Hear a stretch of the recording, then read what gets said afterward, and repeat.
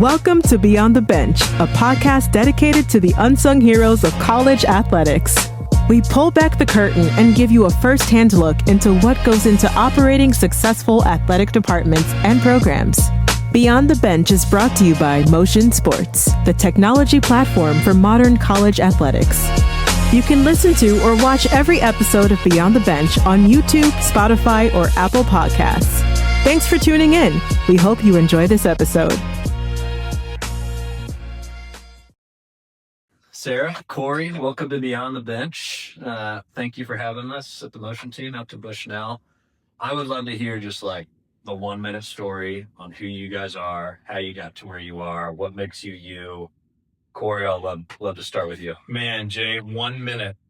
One I've minute. been doing this way too long. You're on the clock, brother. Take a minute 10. Let's see. I'm in my 20th year here at Bushnell University out in Eugene, Oregon. This place, when we first came in athletically, pretty small. I think we had like 3 teams and I would say 43 student athletes. And now we have 17 teams and 320 student athletes. So it's been a lot of growth over 20 years. Before this, I was a high school athletic director. So I was kind of born and bred on how to do everything, and I'm not afraid of sweeping the floors, obviously having coaches meetings and I do a lot of recruiting. I'm also a former head coach here. What did you coach, Corey? I was basketball. Okay. I was an assistant coach for 4 years and head men's coach. That was my first 8 years here. And then retired from coaching, which meant I just coached my own kids up and through this past year. I'm 43 to 300 plus, 20 years. It's been pretty crazy. Yeah, and we're still living, breathing to tell a lot a story. of fun. I don't know what the future growth looks like. Yeah, but I know I'm not going anywhere. Probably so. That Yeah, but this might be good. Yeah. Well, Sarah, I think you've been with Corey on a lot of the journey. Tell us your story. Yeah, and because of the growth and his change in his career path from coaching to AD is why I'm here.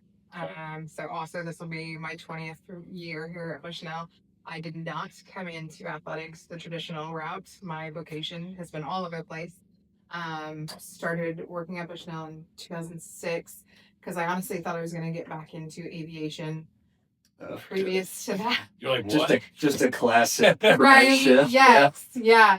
Which I actually, prior to Bushnell, was working in aviation to become a pilot. Thought that's what I was going to do, and then decided being in a cockpit and transportation wasn't my lifelong goal. Okay. And I wanted to be in aviation management and work in airport management. So I needed my master's degree. I moved back to Oregon. I needed a job, so I applied for one in the newspaper. Because that's how we used to do it. And I have been here for 20 years since then. I got my master's in business. I get to use my passions and my skills and my education, and I absolutely love it. So that's why I'm here. Can you still legally go fly a plane? I cannot because I haven't kept up my license. I still have my license, but I'm not current. But you can't fly a kite.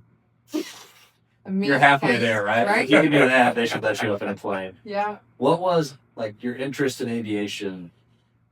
Are there parallels to why you were interested in that field and then made this now a 20-year career Yeah. as now assistant AD? Why did that work? What skills did you have there that translated well over here? Yeah, I think there's definitely some transportation. Still, I deal with a lot of that. With people Yeah, you got a lot of kids to move around. Yes, moving parts.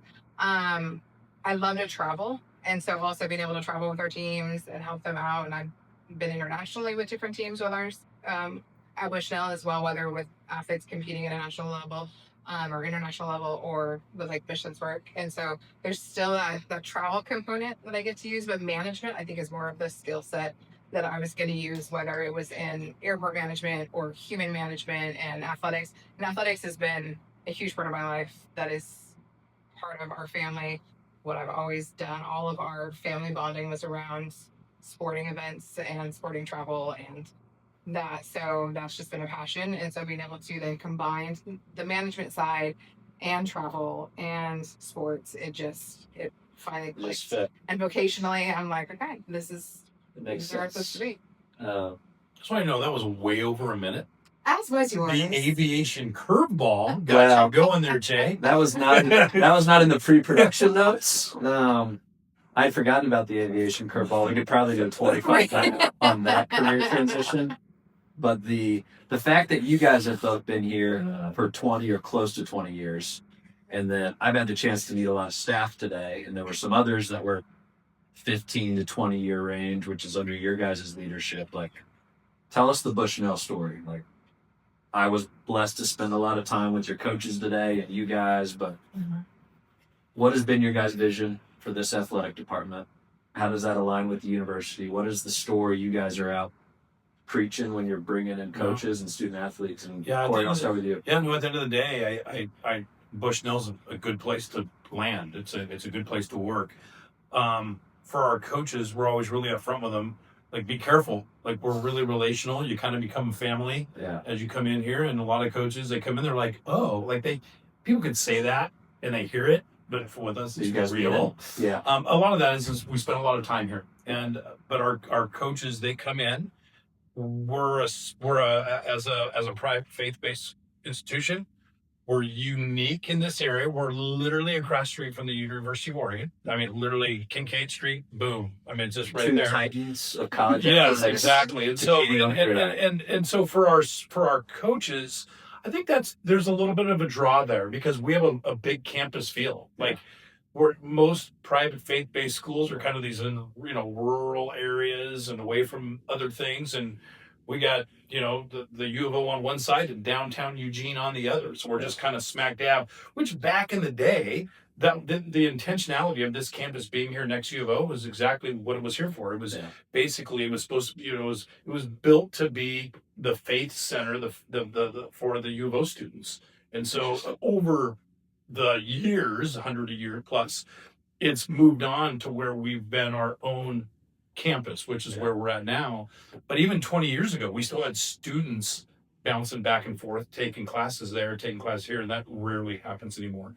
Part of that is because of athletics. Yeah. Once we became members of the NAI, there wasn't oh, hey, I'm full-time with half my credits across the street. No, you're full-time because all your credits are here. Yeah. So we knew what we were kind of moving the school into. But going back to your question, between our coaches and then with our students, as we're recruiting them, we're very transparent what they're walking into, which is, again, a faith-based, relational, and transformational university. So our coaches come in here, and I think some of them come in thinking it's going to be a stepping stone.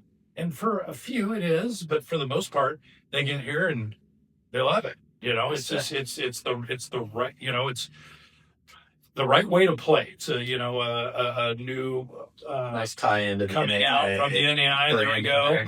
But our students feel that, our coaches feel that. I know when Sarah and I are working with recruits, and I'm talking to mom and dad, it's funny. I literally refer us to as old school college athletics from 4 years ago, because NIL and all the transfer stuff, like, it exists, but it's not a part of our daily vernacular here. Yeah. And so I think a lot of families, they feel what their son or daughter is coming into with us is, again, more of a traditional experience.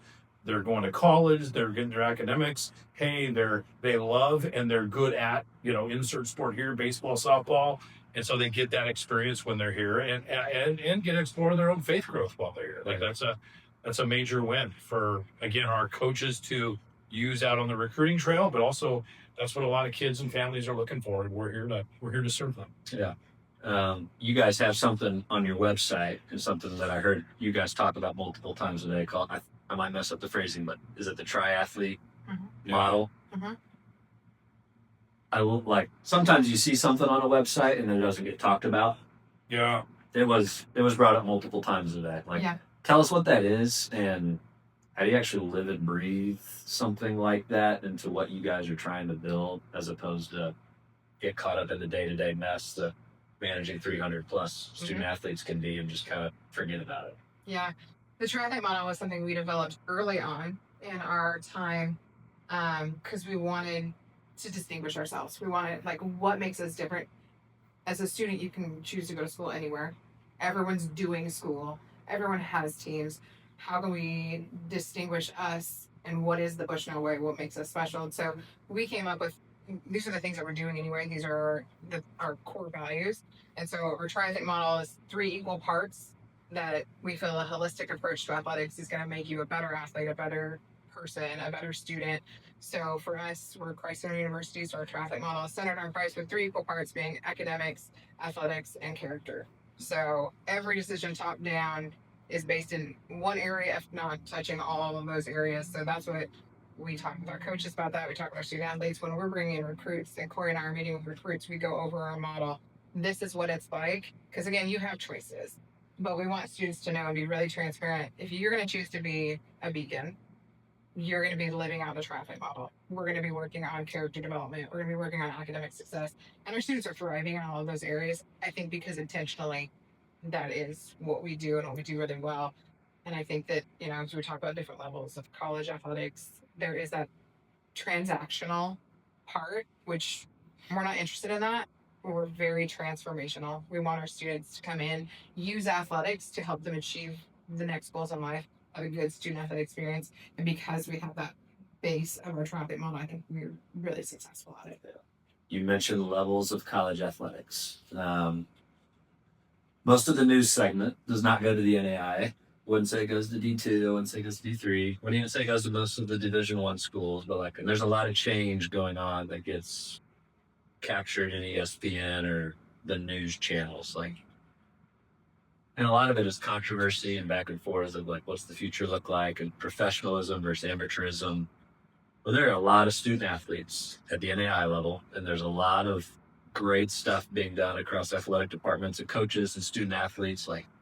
And the NAI just rolled out the right way to play, kind of their new mission statement and phrase for the next few years. What is the state of NAIA athletics? Corey, I'll start with you. Are there things that you see in the media where you're like, yeah, that kind of affects me too? Or what is the focus? What is the change you guys are dealing with that probably isn't getting printed in the newspaper? Yeah, I know it's interesting because the change that we're dealing with has nothing to do with us because it's a Division I, the transfer portal number one. NIL's mixed in there because NIL, the transfer portal are now hand in hand, which I don't think the Division I saw that coming, but it very much is that. People are transitioning from one school to another because of money. Yeah. So we get asked quite a bit from parents or recruits, or the new roster limitation, how does this affect you guys? And so what's interesting is it's literally across the street, and it's not in all sports, but our head baseball coach, he's gotten a phone call or two. Our track coach, we've had somebody walk over to campus because literally some of these students had meetings with coaches saying, hey, to get down to the roster limitation, you're no longer with us. Yeah. Well, this student who is a student athlete, they love Eugene, and they don't want to leave. And so they literally come to us and they're like, hey, can I go to school here? Can I play here? Explain to me who Bushnell is and what the NAI is. I mean, literally this is happening. It doesn't happen a ton. It'll be interesting because it's all moving parts right now. I think the high school student athlete is going to start getting looked over because with these roster limitations and with the ability of all these transfers, depending on how long this rule that anything less than Division I doesn't count. Right. Well, if you're a D1, why are you talking to a high school kid when you can get a 2-year JC kid or a 4-year NAI D2? And so it'll be interesting in the future, in the coming years, our recruiting base, are we dealing with just high school kids because they're getting looked over? And does that mean that the level of high school recruit that we're recruiting is higher? So a lot of unknowns, but yeah, the world of Division I athletics has changed tremendously. I don't think it's changed it doesn't change what we've done at all. If anything, the right way to play is trying to reestablish the level that we're at is the right way to play. It's the right way to educate. It's the right way to live. Yeah. Now, again, there's unbelievable athleticism at the D1 level, and good for them. Whether it's the quarterback or the gymnast making $1 million, that's crazy stuff that doesn't exist here. And I don't think that may exist some level of finances at some NAI schools, but it ain't $1 million because if they're going to pay $1 million there, they're going to pay you $5 million at a D1 school. So there's moving parts, Yeah.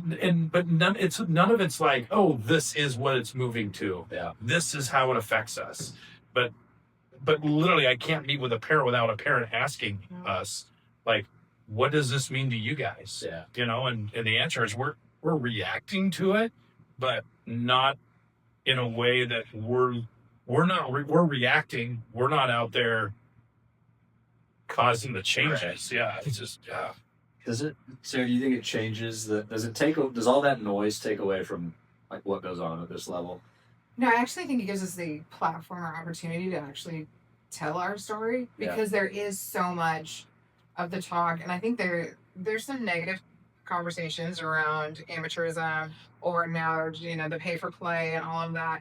Whereas we get to say, hey, there's this whole other section of college athletics that we're playing the sport we love.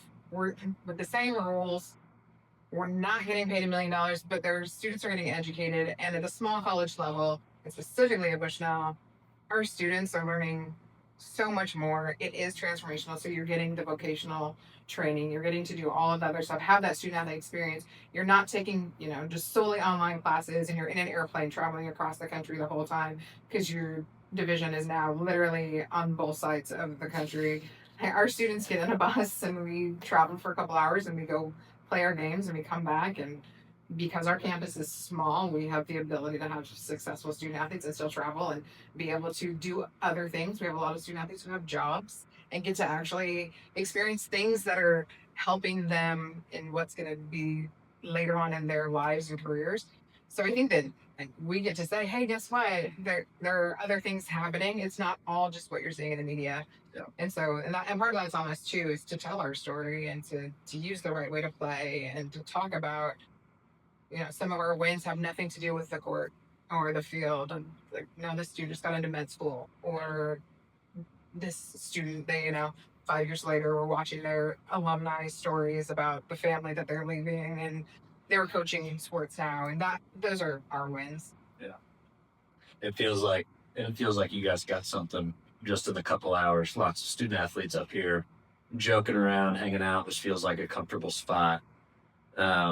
I want to end with some rapid fire questions that help us get to know Sarah and Corey a little better. So I'm going to go back and forth. Sarah, I'm going to start with you.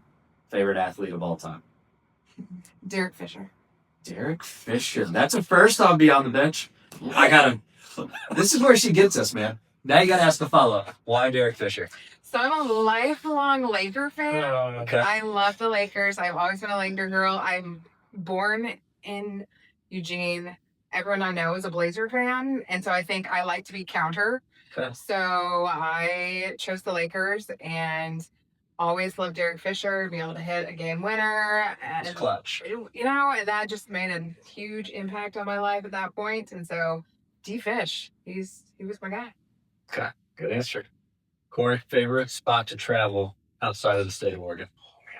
outside of the state of Oregon. I know Oregon, you're ride or die. Like, Yeah, and I was going to give you Abandoned Dunes. we were talking about Fort Wayne, Indiana a little earlier, so like let's throw that in the mix. But That's one of them. I don't travel outside of the state very much. I love Hawaii. okay, You know, that's where I don't want to say I was born there, but I lived there for the first 5 years of my life. My dad was an air traffic controller. I got to participate in this aeronautical. you guys were Yeah, Yeah, but then right. we each other. Wahoo International. So yeah, I kind of grew up there, but I've only been back there like twice Yeah. in my life since then. I don't travel outside. Yeah, I mean I travel, but I'm not You're gonna flip those questions. for Yeah. fun. We can take Hawaii. Yeah, I know. We'll take. But Are you that's- jealous of her? I'm going back with Abandoned Dunes. Okay, all right, we'll take that. Totally ignored the advice. Yeah. We'll take it. So it's for rapid fire. Yeah, listen, not rapid fire at all, but I should have expected that with you. A couple more. The Derek Fish threw you off. Fish threw me off. Being a pilot threw you off. Derek Fisher threw you off. We're peeling back the layers of the onion. Mhm. And Sarah, I'm going to get some more interesting along the way. All right, you have a Friday night. Yes. These are rare in the athletic department world, but you have nothing to do. Mm-hmm. Full free evening, no commitments early tomorrow morning. What's your Friday night? Either sitting at home doing nothing because that's what I want to do, gardening, or going Cuban salsa dancing. Again. Could we leave that there? Do you have a favorite spot to Cuban salsa dance that you would like to plug? This is not a sponsor. Sure, the Havana Club here in Eugene Okay. is probably the best place for social dancing. Has he ever gone with you? No, but we used to teach it on campus, so he's seen it. Okay. I've seen it. Corey, you seem like an open book, so I'm curious if you had these. What is something that a person around this athletic department might not know about you that you don't get to share very often? I honestly will say nothing. I said something to you and Wendy the other day. You're like, both of you guys are like, what? But I don't remember what it was. Neither do I. No, I like to cook. I'm a barbecue king. Okay. I can smoke. Go-to dish? Something on a smoker. Okay. As long as it's on smoke, you're good. I'm all about putting protein on. Okay. Since you had nothing on that, I want your favorite athlete of all time. Man, so I'm gonna go layers because I could have easily went Michael Jordan. Yeah, you could. Because that's my age, Yeah. but then that's boring. Okay. No, I'll go.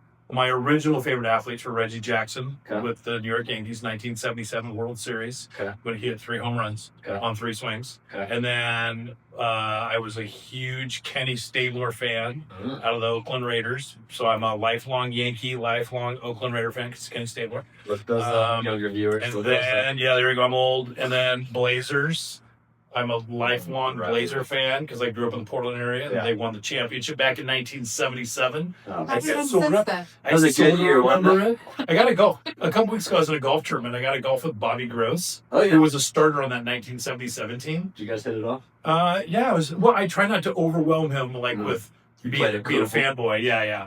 So, but it was cool. Like, just, I was 7 at the time, so Yeah. I barely remember it. But it was the years after that where he and other Blazers were more in my focus, Yeah. as a fan. But that was kind of neat. That was a couple weeks ago. Anything modern era? Modern era, of course. I'm a golfer, so it's hard not, the whole Tiger Woods thing Yeah. and watching Rory and any of these guys hit the ball is amazing. I like watching it. I don't really have like a favorite, but I love watching athletes like perform with passion. Whether it's here or whether I'm watching a game on TV. Yeah. So I love just watching. I love watching. Like, sports is my entertainment. Yep. It's also my profession, my work. But yeah, I love watching people just play but with passion, and obviously ones that are talented. That makes it even more special. All right, that was without a doubt the least rapid fire Yeah. questions we've ever had on Beyond the Bench. But we needed that extra level of detail. Sarah Freeman, Corey Anderson, you guys are building something special here, and we're thankful to be here with you and be a part of it. So Thank you. keep doing what you're doing. It's a Jay? fun journey to watch. Yeah, thank you for being here. Today with us. And I love it. I'm our condo staff. shopping now. There you It's a go. nice spot to be. You got to ask you. Okay, rapid fire. Hey, man. Indiana Pacer fan. Oh, yeah, die hard.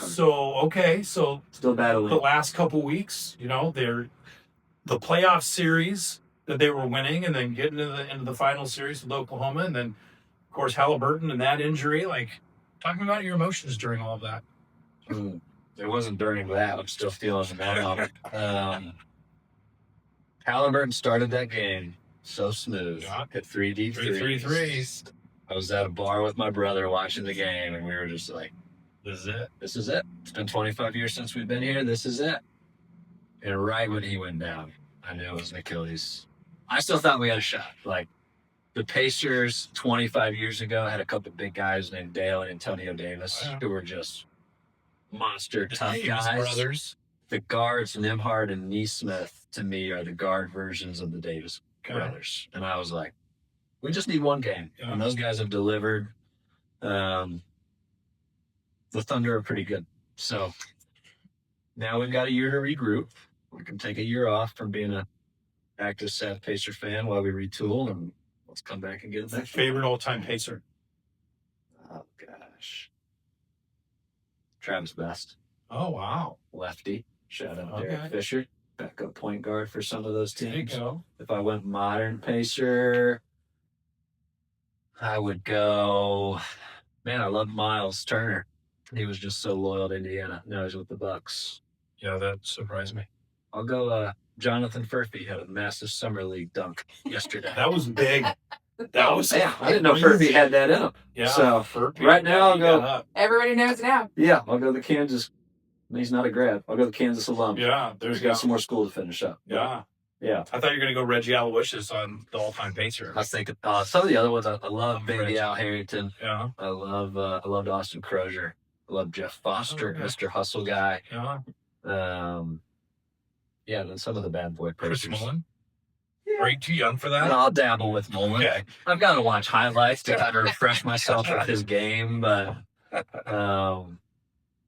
yeah, I'm just when they play hard, just like you. When they play hard and treat regular season games like playoffs. That's what the best thing about this final series was. Yeah. Both teams, it was very collegiate feeling. It was Just the way they played defense, and they're up and down. They're playing 94 feet, and no, they had a different feel to it.